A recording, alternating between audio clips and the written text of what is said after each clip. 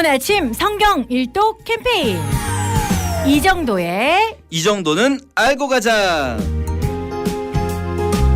자, 성경 일독 프로젝트 이제 구약 조금 남았어요. 거의 다 왔습니다. 예, 네, 다 왔습니다. 다 왔어요 이제. 네, 오늘 어디죠? 오늘 나훔 3장 하고 마치고요. 네. 하박국도 3장까지 있거든요. 네. 하박국 1, 2, 3장 하고 스바냐 1장까지 아, 5장에 진짜 잘 나갑니다. 성경 3권 나가도록 하겠습니다. 예, 하루에 3권쯤 읽어줘야 되지 않겠습니까? 성경? 그렇습니다. 그렇죠? 네. 예. 나훔 3장 나훔서 어디에 대한 예언이었는가 잠깐 기억을 되새겨 본다면 나훔서는 미가서를 중심으로 네. 했을 때 요나서와 짝을 이루게 되면서 그렇죠. 니느웨 멸망이다. 나훔 3장도 마찬가지입니다. 3장 1절에 화 있을진저 피의 성이여 하면서 이제 1절부터 막 피의 성이라고 부르는 그 성이 멸망하는 장면이 나와요. 2절부터 보시면 뭐 휙휙하는 채찍 소리, 윙윙하는 병거 소리, 뛰는 말, 달리는 병거, 충돌하는 기병, 번쩍이는 칼, 번개 같은 창, 약간 랩 같은 느낌으로 막 이렇게 명사들만 원어로도 이렇게 명사들이 나열되어 있는데요. 이렇게 뭐랄까요? 실감나는 묘사들을 통해서 네. 이 멸망을 이야기하는데 이 멸망하는 나라가 도시가 어디냐? 3장 7절 그때 너를 보는 자가 다 너에게서 도망하며 이르기를 니느웨가 황폐하였도다 이렇게 말하거든요. 니느웨 멸망을 이야기하는 거예요. 이 8절부터는요. 니느웨를 어디에 비교하냐면 8절에 네가 어찌 노아몬보다 낫겠느냐 이렇거든요. 이 노아몬이라는 곳이 나일강 상류에 위치한 테베라는 이집트 도시가 있습니다. 이집트의 네. 중심 도시 중에 하나인데요. 룩소르라고도 하겠고요. 예전에는 이 테베가 멸망할 때 테베도 엄청나게 강력하고 화려한 도시였는데 멸망했잖아. 너라고 다를 것 같아? 니네 망했어. 이러는 겁니다. 네. 그래서 이렇게 아수르를 향한 멸망의 메시지 나훔서 3장 보시면 되겠고요. 이제 나훔에서 니느웨는 진짜 멸망을 했고요. 하박국으로 넘어갑니다. 하박국은요. 유다 멸망을 배경으로 하고 있어요. 유다 멸망 직전. 네. 유다의 멸망 직전에 유다의 멸망을 환상으로 본 선지자. 아직 멸망하기 전이죠. 멸망하기 직전에 멸망을 환상으로 봤는데 뭐 유명한 구절들이 되게 많아요. 하박국서에는. 제일 유명한 건 2장 4절에 의인은 그의 믿음으로 말미암아 살리라. 뭐 이런 거 있고 뭐 네. 무화과 나뭇잎이 나무가 마르고 네. 포도 열매가 마르고 뭐 이 찬양도 있지 않습니까? 네. 굉장히 많은데요. 요 하박국서의 배경 남유다 멸망 직전의 예루살렘 뭐 예레미야서나 미가서에서도 봤지만 이 멸망 직전까지도요. 예루살렘 정신 못 차리고 있어요. 나쁜 짓들을 계속해요. 이런 그 예루살렘이 계속해서 나쁜 짓을 하는 그런 상황 속에서 하박국이 하나님께 기도하는 것으로 시작되거든요. 네. 그래서 이제 하나님과 하박국의 대화인데 사실 엄밀하게는 막 어디부터 어디까지가 하박국이 한 말이고 어디부터 어디까지가 하나님의 대사인지 좀 명확하지 않은 부분도 있지만 네. 우리는 그냥 편의상 개혁 성경이 해석한 대로 따라가도록 할게요. 자, 이 먼저 하박국이 기도합니다. 1장 1절 선지자 하박국이 묵시로 받은 경고라. 1장 2절에 하박국이 이렇게 기도해요. 여호와여 내가 부르짖어도 주께서 듣지 아니하시니 어느 때까지리이까 내가 강포로 말미암아 외쳐도 주께서 구원하지 아니하시나이다. 이 무슨 말이냐면 이 예루살렘 성을 보면서 주님 이 예루살렘 성 안에 폭력이 가득합니다. 사람들이 사람들을 때리고 폭력을 씁니다라고 아무리 기도해도 주님이 듣지 않는 것 같은 거예요. 뭐냐면 이 예루살렘에 아무런 변화가 없어요. 심판이 내리지 않는 거예요. 3절에 이어서 어찌하여 내게 죄악을 보게 하시며 패역을 눈으로 보게 하시나이까 겁탈과 강포가 내 앞에 있고 변론과 분쟁이 일어나나이다. 이 폭력으로 사람들을 막 때려 부수고 사람들을 패고 막 이런 것들을 제가 봅니다. 주님 왜 이렇게 하십니까? 이러므로 율법이 해이하고 정의가 전혀 시행되지 않습니다. 법질서가 무너진 상황인 거죠. 정의가 실현되지 못하고 이런 상황들을 이 예루살렘을 보면서 주님 왜 이렇게 그냥 두십니까? 이 멸망 직전의 예루살렘 상황 한마디로 얘기하면 이거예요. 법은 멀고 주먹은 가깝다. 지금 율법이 해이해지고 법이 지켜지지 않고 그냥 주먹이 가까운 거죠. 힘 있는 자들이 마음대로 막 행하는 거죠. 하나님 제 기도 언제까지 이렇게 안 들어주실 거예요? 진짜 이대로 두실 거예요? 이 예루살렘 사람들 이 나쁜 놈들 이대로 두실 거예요? 막 이런 건데 사실 선지자 입장에서는 이렇게 기도할 수 있어요. 왜냐하면 그동안 하나님이 경고는 여러 차례 하셨지만 이 예루살렘이 변하지도 않고 예루살렘 멸망시킨다 하면서 멸망도 안 시키고 막 이러잖아요. 그러니까 하박국이 언제까지 이대로 두실 겁니까? 라고 기도했어요. 그랬더니 이제 하나님이 대답해요. 1장 6절에 하나님께서 대답하시는데 보라 내가 사납고 성급한 백성 땅이 넓은 곳으로 다니며 자기 소유가 아닌 거처들을 점령하는 그러니까 다른 나라를 점령하는 갈대아 사람을 일으켰다 이렇게 하거든요. 갈대아 사람 우리 읽으신 분들 이제 기억하시겠지만 바벨론 얘기하는 네. 거예요. 바벨론이 막 군마는 표범보다 빠르고 사납고 막 너무나 무시무시한 바벨론을 일으켜서 바벨론이 막 여러 나라를 점령하는 환상을 하박국에게 보여주신 거예요. 수많은 나라들을 폭력으로 지배하는, 그러면서 바벨론을 보내서 유다를 멸망시킬 거다. 예루살렘을 심판할 거다. 하박국이 기도한 게 그거잖아요. 언제까지 그대로 두실 겁니까? 왜 심판하지 않으실 겁니까? 했더니 하나님이 바벨론을 보내서 다 쓸어버리겠다. 이렇게 하신 거예요. 근데 이제 바벨론에 대한 표현 중에 좀 흥미로운 부분이 7절하고 11절 이 바벨론에 대한 묘사의 시작과 끝에 나오는 게 7절에 이렇게 나와요. 그들은 두렵고 무서우며 당당함과 위엄이 자기들에게서 나온다 이런 말이 있어요. 그리고 11절에도 그들은 자기들의 힘을 자기들의 신으로 삼는 자들이다. 자기의 어떤 힘을 숭상하는 자들이에요. 이 바벨론 강력한 제국이죠. 강력한 힘을 가진 제국인데요. 이런 권력으로 하나님이 다 멸망시키겠다는 거예요. 말하자면 이제 선지자가 처음 기도로 하나님 왜 그냥 두세요? 왜 심판하지 않으세요? 그랬더니 하나님이 심판할 거야. 다 쓸어버리려고 바벨론 불렀어. 이러신 거죠. 이러니까 이제 하박국 선지자가 좀 당황했어요. 왜냐하면 하박국 선지자는 그렇게까지 다 쓸어버려 달라는 얘기는 아니었거든요. 사실 저 악한 자들만 심판해 달라는 건데 사실 이게 바벨론이 다 쓸고 지나가면 나만 하는 게 없거든요. 의인이건 악인이건. 그러니까 선지자가 좀 당황한 것 같아요. 그래서 1장 12절에 선지자가 이르되 여호와 나의 하나님 나의 거룩한 이시여. 약간 태도가 달라지지 않았습니까? 1절에 2절부터 기도할 때는 하나님 언제까지 그럴 겁니까? 막 따지듯이 하는데 여기서는 여호와 나의 하나님 나의 거룩하신 이시여. 주께서는 만세 전부터 계시지 아니하시나이까 하면서 하는 말이 우리가 사망에 이르지 아니하리이다. 여호와여 주께서 심판하시기 위하여 그들을 두셨나이다. 반석이시여 주께서 경계하시기 위하여 그들을 세우셨나이다. 이 말은 뭐냐면요. 하나님이 실제로 그렇게 했다는 게 아니라 하박국이 지금 하나님한테 하나님 우리 진짜 죽이시지 않으실 거잖아요.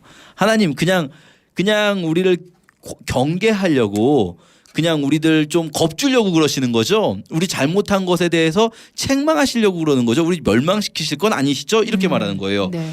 그러면서 이제 13절에 주님은 눈이 정결하심으로 악을 보지 못하시는데 악인이 자기보다 의로운 사람을 삼키는데도 잠잠하시겠습니까? 이게 뭐냐면 지금 예루살렘은 분명히 나쁜 놈들이에요.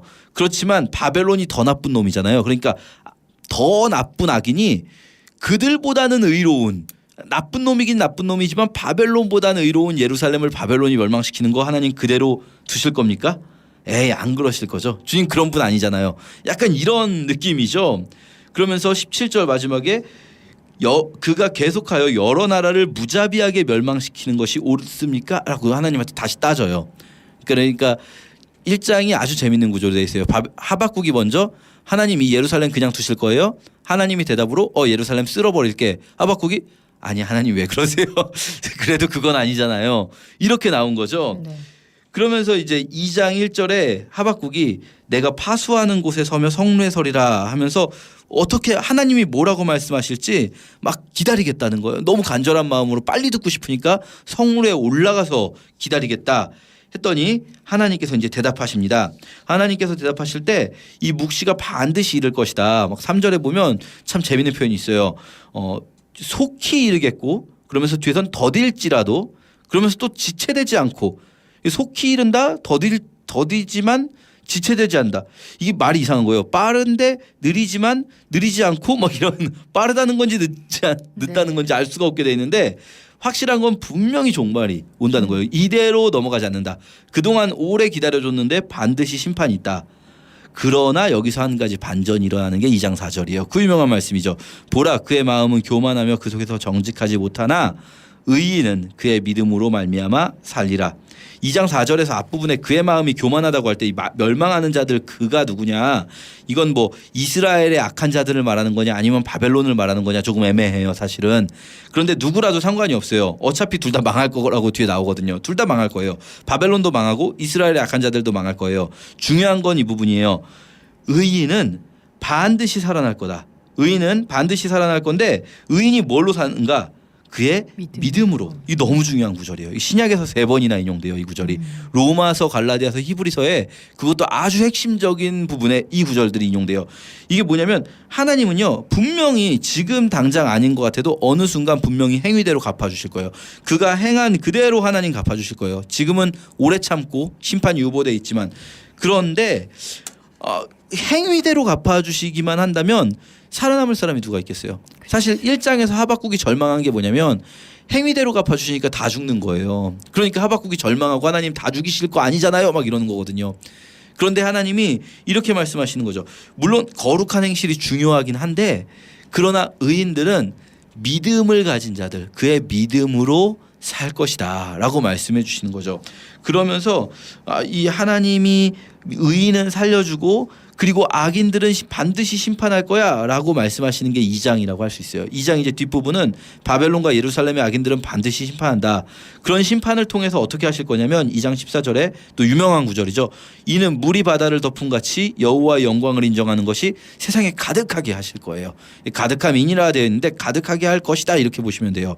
그리고 또 우상 숭배자들도 다 무너질 거예요. 우상들은 다 무너지고 마지막 절 2장 마지막 절에 오직 여호와는 그 성전에 계시니 온 땅은 그 앞에서 잠잠하게 만드실 거예요.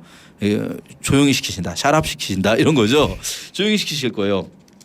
그렇게 하나님이 말씀하시니까 말하자면 다 멸망시키지 않고 의인들은 믿음 있는 자들은 살려주겠다. 이 말씀하시니까 하박국이 기도를 하는 거예요. 3장에서. 이 하박국의 기도에서 하박국이 이런 말을 합니다. 여호와여 내가 주께 대한 소문을 듣고 놀랐나이다. 여호와여 주는 주의 일을 이 수년 내에 부흥케 하옵소서. 이 부흥이라는 단어 우리가 많이 쓰는데요. 성경에서는 여기 딱 한 번 나옵니다. 사실은. 성경에서는 부흥이라는 단어 여기 딱 한 번 나오는 거거든요. 네. 근데 우리가 이 부흥이라는 말을 자주 쓰는데 뜻을 좀 잘못 알고 쓰는 경우가 있어요. 부흥은요. 뭐가 잘 되는 걸 말하는 게 아니에요.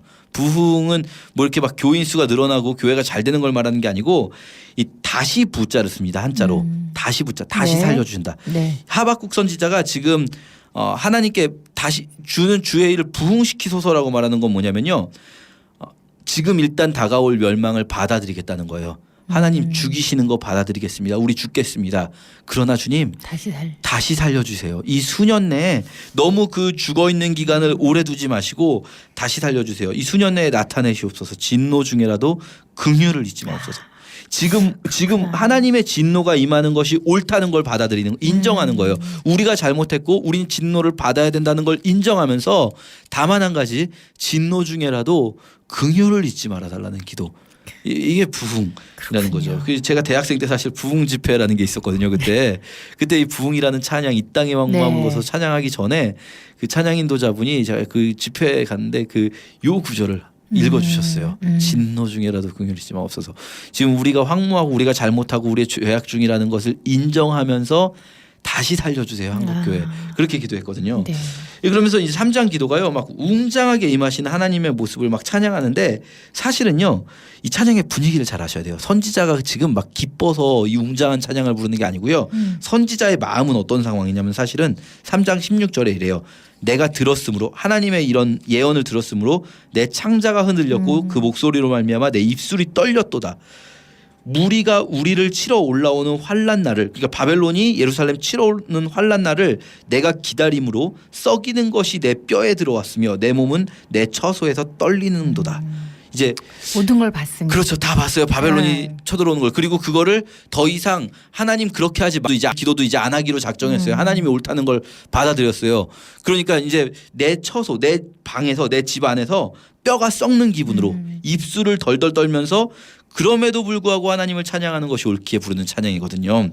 그러면서 이 부분이 바로 여기서 나와요. 이 유명한 17절에 무화과 나무가 무성하지 못하며 포도나무에 열매가 없으며 감람나무에 소출이 없고 밭에 먹을 것이 없고 우리 양이 없고 외양간에 소가 없을지라도 나는 여호와로 말미암아 즐거워하겠다는 이 찬양은요. 기쁨의 찬양이 아니에요. 사실은. 막 무섭고 진짜 막 덜덜 떨면서도 기뻐하기로 결단하는 찬양이 실제로 기쁜 게 아니라 나는 여호와로 말미암아 즐거워하고 나의 구원의 하나님으로 말미암아 기뻐하리로다라고 결단해요. 실제로 망하는 환상을 보면서. 왜냐하면 그것이 하나님의 진노 중에라도 긍휼을 구하는 자의 자세거든요. 하나님의 진노를 인정하는. 그렇게 이제 하박국이 맞춰지게 되고요. 예, 스바냐 1장으로 넘어가겠습니다. 스바냐는 1장 1절에 보시면 아몬의 아들 요시야 시대에 스바냐에게 임한 여호와의 말씀이다 이렇게 나오는데요. 요시야 시대, 요시야 워낙 유명한 왕이잖아요. 이스라엘의 마지막 등불 같은 왕인데요.